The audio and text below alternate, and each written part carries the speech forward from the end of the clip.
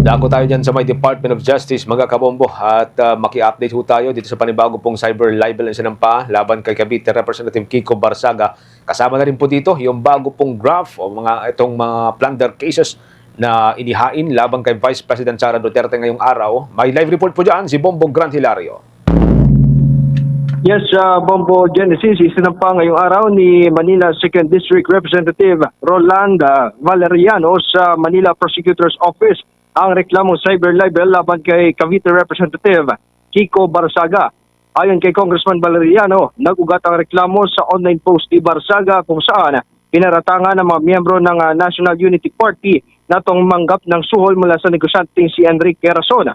Batay sa aligasyon, ang pagtanggap umano ng pera ay para suportahan at may luklok na maging House Speaker kamakailan o nung nakaraan si late 1st District Representative Martin Romualdez. Ito na may maring pinabulaanan na naturang kongresista at iginit na walang tinanggap na anumang halaga ng pera mula sa negosyante. Narito ating pakinggan si Manila 2nd District Representative Rolanda Valeriano.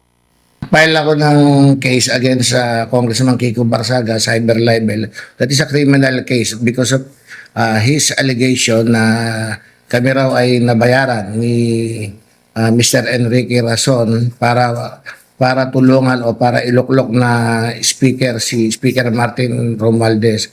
Na sa matter of fact, during that time, wala namang kalaban si Speaker Martin Romualdez. So, nilarapat ko kasi kung hindi niyo po alam, during the ethics complaint that the NUP filed, I think more than a month ago, ako rin yung nag-cross-examine sa kanya. Dalawa kami nag-cross-examine sa kanya at na-cross-examine din kami together with Congressman Dasa. Kaya siya na suspended for 60 days. Partikular na isinampa ni Congressman Valeriano ang reklamo cyber libel sa ilalim ng Section 4C ng Republic Act number 10175 o ang Cybercrime Prevention Act of 2012. Naniniwala mambabatas na ang akusasyon panunuol ay hindi umano nagpapakita ng mabuting katangian ng isang miyembro ng Kamara. Kung kaya't ani ay minarapat na lamang na kanya itong sampa ng reklamo laban kay Representative Kiko Barsaga. Ang naturang cyber libel case na inihain ni Congressman Valeriano ay kasunod lamang din ng magsampa ng reklamo si House Deputy Speaker at Antipolo City Representative Rolando Puno kontra sa mambabatas. Muli si Manila 2nd District Representative Rolanda Valeriano. Pero ngayon, medyo grabe na rin na inaccuse niya kami yung NUP na tumanggap ng bribe from Mr. Enrique Rason, in which mukhang hindi maganda. Kaya minarapat ko na mag-file ng case against him. At if I'm not mistaken, yesterday nag-file din yung chairman ng NUP, si Congressman Deputy Speaker Ronnie. Kung kaya't kasabay ng mga akusasyon ni Congressman Kiko Barsaga, hiling at mensahe na naturang mambabatas na magpakabait nito. Ito muli si Representative Roland Valeriano. Well, kaya ako nag-file ng case to prove na hindi totoo yung sinasabi niya. At siguro paglabas ng resolusyon ng korte, doon natin malalaman kung sino yung tama at mali. As far as I'm concerned, wala akong tinatanggap, wala akong or anything na yung inaccuse niya, definitely isang malaking lie. Kay Congressman Barsaga, Yes, sir. pakabait na siya. Bukas ang tanggapan ng Bombo Radyo para sa anumang pahayag at reaksyon ni Cavite Representative Kiko Barsaga hinggil sa isinampang reklamo laban sa kanya.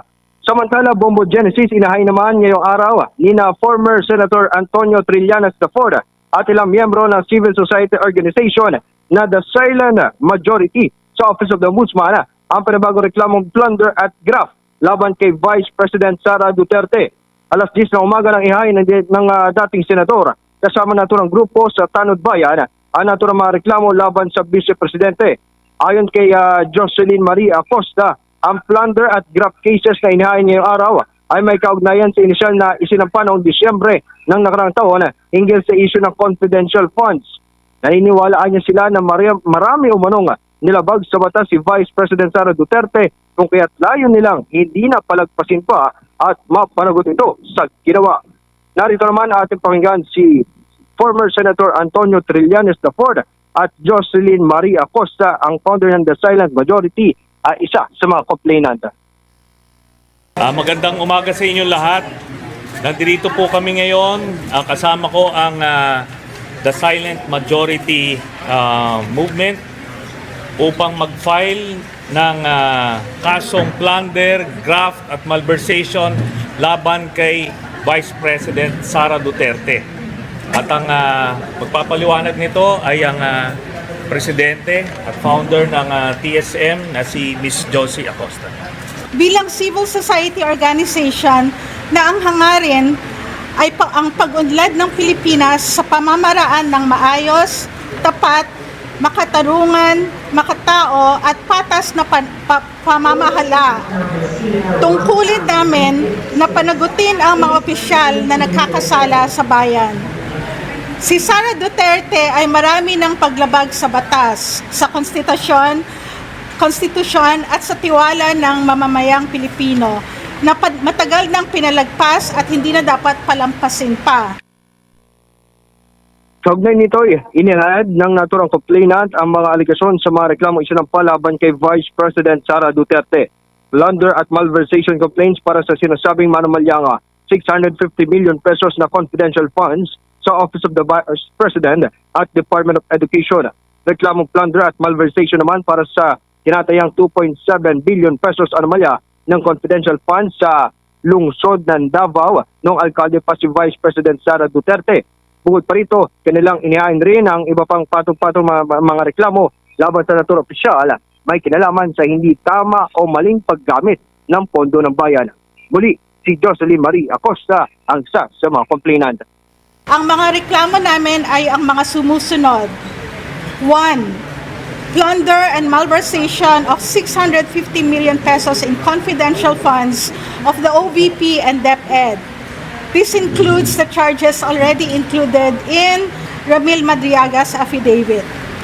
Number 2, plunder and malversation of 2.7 billion of Davao City's confidential funds when she was mayor. Number 3, graft and malversation of 8 billion pesos worth of overpriced laptops when she was DepEd secretary. Number 4, graft and gross incompetence due to the more than $12 billion pesos of COA disallowances in DepEd when she was DepEd secretary. Number 5, graft due to the 7 billion unliquidated cash advances when she was DepEd. Bukas ang tanggapan ng Bombo Radio para sa anumang reaksyon, komento o pahayag mula sa Vice President Sara Duterte. Nag-uulat live para sa Bombo Network News. Bombo Gran? Yes, Bombo Genesis. Oo. Tama ba yung rinig ko? Na-include doon yung ilan sa mga alegasyon ni Ramil Madriaga, yung napakilalang dating bagman ni VP Sara? Yes, Bombo Genesis, kumpirmado. Sinabi ni former Senator Antonio Trillanes IV na kalakip ng kanilang mga isinampa ngayong araw ay yung mismong affidavit ni Ramil Madriaga sa mga aligasyon laban sa ikalawang Pangulo. Bombo Genesis. So officially, ito yung unang reklamo na isinampa laban kay VP Sara na isa sa mga basis ay yung allegation ni Madriaga, ano? Kung tama yung pagkakaalala ko, simulan nung lumutang itong si Madriaga. Yes, Bombo Genesis, ito yung sinasabi nila na inihain last year nung December at ayon kay sa naturang complainant ay ito yung nagsisilbing parang supplementals sa nauna nilang mga inihaing reklamo laban sa ikalawang Pangulo. Bombo Genesis. Okay, kasi si Madriaga lumutang lamang after na nung unang plunder case against kay VP Sara. Wala pa doon yung kanyang affidavit. So itong pangalawa, itong dagdag na plunder case, andito na yung affidavit nitong si Madriaga. Pero plunder itong ikinaso kay VP Sara, no? Habang yung ina-allege nitong si Madriaga ay tumanggap daw. Nagkamal daw si VP Sara ng pera sa ilalim ng illegal drugs operations or illegal drugs trades. Bombo Genesis, patungkol dyan yung sinasabi na makalakip yung affidavit ni Ramil Madriaga ay patungkol doon sa plunder at malversation complaint ukol sa 650 million na confidential funds ng Office of the Vice President at ng Department of Education. Bombo Genesis. Okay, sige. Maraming salamat. From time to time, maki-update pa rin tayo. Mamaya may nakatakda tayong interview rin kay Senator Trillanes. Abangan po yan ng ating mga kababayan, mga kabombo Kastar Nation. Maraming salamat. Ingat ka dyan, Bombo Gran. Nag-uulat live para sa Bombo Network News. Ito si Bombo Gran Hilario para sa the number one and most trusted source of news and information, Bust Radio Bombo. For the most trusted source of news and information, visit our website at www.bomboradio.com. Follow us on Bombo Radio mobile app, Facebook, YouTube, TikTok, and X, formerly Twitter. Like, share, and stay connected. Anytime, anywhere.